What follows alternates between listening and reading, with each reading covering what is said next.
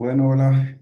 La idea de este pequeño video es explicar acerca de un tema que se llama terminología anatómica. Esta terminología anatómica lo que es como el idioma que se utiliza para podernos entender todos cuando estamos frente al análisis de un ejercicio en una sala de entrenamiento.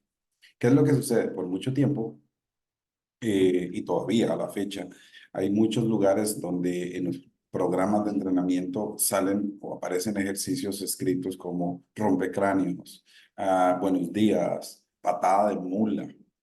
Entonces son ejercicios que se han llamado así de manera popular, pero que en realidad un rompecráneos puede ser que las nuevas generaciones o una persona muy joven pues no lo conozca.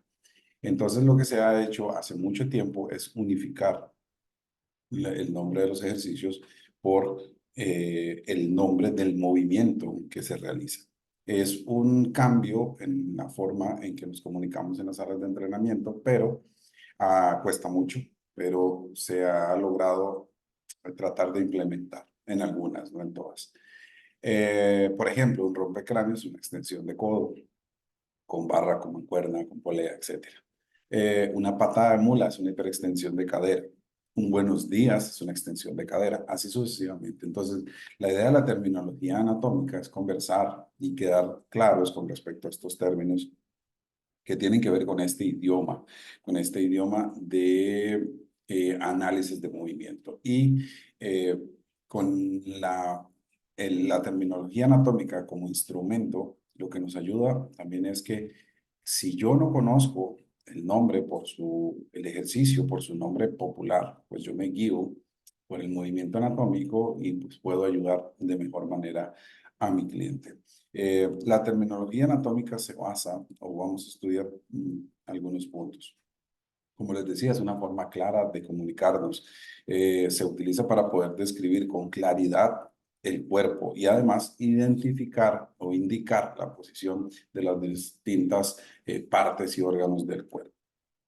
Esta posición anatómica, esta terminología anatómica, cuando nosotros la estudiamos, tenemos que concentrarnos básicamente en tres grandes cosas. Uno, la posición anatómica, que es súper fácil, ya la vamos a ver, los planos anatómicos y los movimientos anatómicos. Entonces, la posición anatómica es esta imagen que ustedes tienen ahí.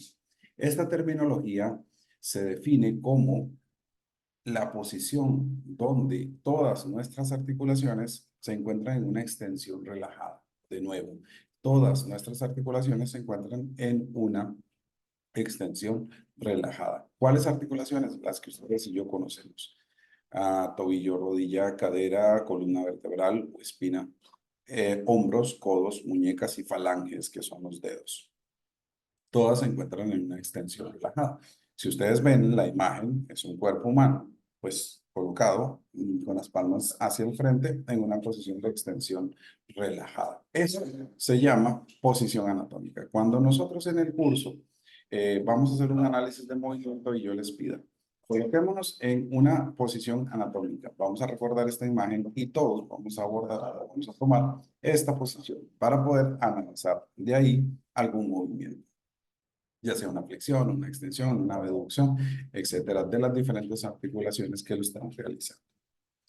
¿Para qué sirve también la posición anatómica? Para poder determinar los planos anatómicos. En los planos anatómicos tenemos tres grandes planos. Tenemos el plano sagital, el plano coronal y el plano transverso. Aquí cabe rescatar que hace unos años para acá se maneja el término del plano escapular. Es un plano que en clase lo vamos a estar viendo con mayor detalle, pero que todavía no está en la mayoría de las bibliografías, no está documentado. Se siguen hablando acerca del plano sagital, coronal y transverso. Entonces, vamos a ir viendo cada uno de ellos y definiéndolo con detalle. El primero es el plano sagital. Bueno, ¿y qué es el plano sagital? Lo primero es entender la definición. La definición dice que es un plano longitudinal que divide el cuerpo a la cabeza y al torso en dos mitades. ¿Cuáles mitades? La mitad derecha y la mitad izquierda. Y en este plano se realizan dos movimientos. ¿Cuáles son esos dos movimientos? La flexión y la extensión. ¿Cuáles articulaciones realizan flexoextensión? Bueno, recordemos o repasemos. Tobillo, rodilla, cadera, columna o espina vertebral, hombros, codos, muñecas y también las falanges. Tobillo, rodilla, cadera, columna vertebral, hombros, codos, muñecas y falanges. Estas articulaciones permiten flexoextensión. Las articulaciones como la rodilla, el codo, son articulaciones de tipo bisagra. Quiero que piensen en una bisagra de una puerta que abre y cierra. Estas articulaciones son de tipo bisagra, como rodilla y codo. Tenemos la cadera, que es también de tipo bisagra, pero que es o la cuenca, etcétera. Los movimientos se definen como una extensión es aumentar el ángulo que existe entre los huesos de una articulación. Es aumentar, extender, ampliar. Cualquiera de estos verbos nos ayudan para recordar que cuando nosotros realizamos una extensión es porque ampliamos el ángulo que se forma en la articulación. ¿Qué es la articulación? La unión de dos o más huesos. También las articulaciones que permiten extensión permiten una extensión anormal o extrema. Esto se llama hiperextensión. Como en el caso de la rodilla o en el codo, muchas personas tienen hiperextensión. La columna vertebral también puede generar hiperextensión, entre otros. En los tobillos y muñecas tenemos que no se llama extensión de muñecas, se llama dorsiflexión palmar y en el tobillo se llama dorsiflexión plantar. Luego tenemos la exflexión, que es el movimiento opuesto. Entonces, recordemos, si extensión es ampliar, flexión es disminuir. Es lo opuesto, es disminuir el ángulo entre los huesos que forman una articulación. La flexión en la articulación del tobillo y de la muñeca se llama flexión palmar o flexión plantar. Es la única diferencia que tenemos que hacer con respecto a estos términos. Entonces, extensión amplía, flexión disminuye.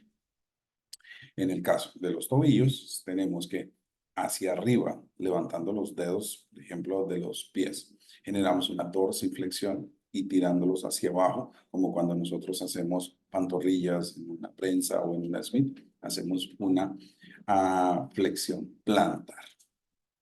El plano coronal o el plano frontal divide el cuerpo en dos mitades, en la mitad anterior y en la mitad posterior. En este plano se realizan dos movimientos, los cuales son la abducción y la aducción.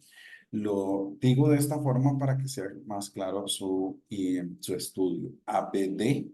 Abducción de abrir y aducción de cerrar. Vamos a ver los términos. Entonces, aducción o aducir una articulación consiste en mover un segmento hacia la línea media del cuerpo. Recordemos la línea media del cuerpo, entonces es acercar un segmento hacia la línea media del cuerpo. Y abducir consiste en mover un segmento lejos de la línea media del cuerpo. Acá tenemos dos ejemplos, hombro y cadera, que son las articulaciones que lo permiten. Si yo estoy en posición anatómica y yo abro mi brazo, estoy haciendo una abducción. ¿De qué? De hombro. Si yo tengo mi brazo en abducción de 90 grados, por ejemplo, y cierro mi hombro, hago una aducción de cadera. Lo mismo sucede con la articulación de cadera y de hombro en esta imagen, lo podemos ver. Y luego tenemos el plano transverso. El plano transverso se define como el plano que divide el cuerpo en dos mitades, en la mitad superior y en la mitad inferior. Y en este plano se generan las rotaciones. En rotaciones tenemos que el hombro y las caderas generan rotación. Generan rotación externa y rotación interna. Rotación externa y rotación interna.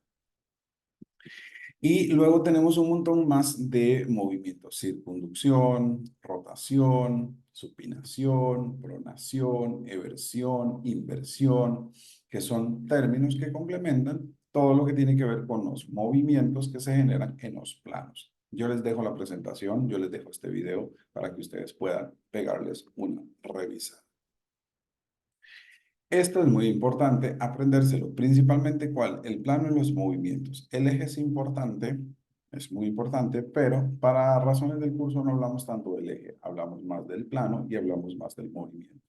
En el plano sagital o plano medial, el eje se llama transversal y va a generar dos movimientos, flexo-extensión. En el plano frontal o coronal, el plano se llama anteroposterior porque divide al cuerpo en dos mitades, en la mitad anterior y en la mitad posterior.